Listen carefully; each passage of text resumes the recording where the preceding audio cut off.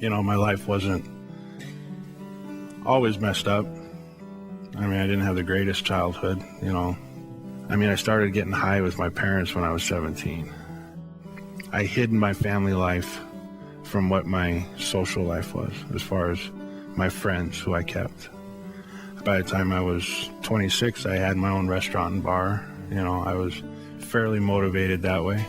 I had what I thought was a good life, but it was also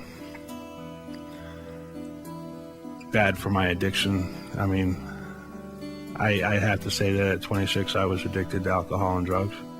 It didn't really get super bad until after my divorce in around 2000. And I ended up blaming her a lot for the way I was feeling. And I used that as an excuse to get into my addictions more and hide more. So every time that I screwed up and I messed up, I ended up out on the streets. And for 2 years, I lived on the streets of Reno. Reno's a real easy place to hide in the homeless community. I was completely hopeless. I had accepted my fate. I had accepted the fact that I was on the streets of Reno.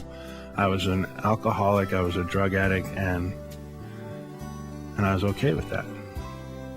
And that's a really scary feeling. It was like I gave up. When I was a kid, people said I had so much potential to be something. That's a lot of pressure. Maybe I was hiding from myself. Maybe I didn't think I had the potential. Maybe deep down I felt I didn't deserve what they thought about me. And when I came to the mission, I don't know what my motivations were. It was February. It was probably to get out of the cold. And I knew I had to quit drinking. I knew I had to quit drugs, but I didn't think Christ was going to do that for me.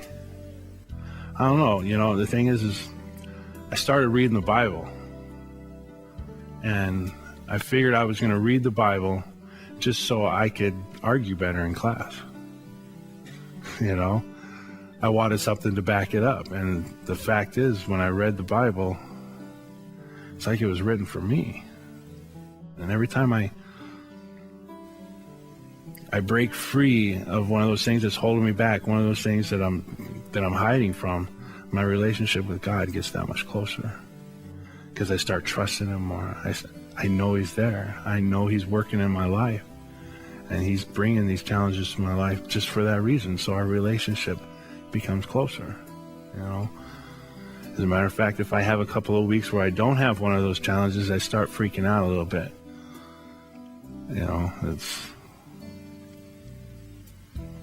Thankfully this week's been one of those where I've had a lot of those little challenges.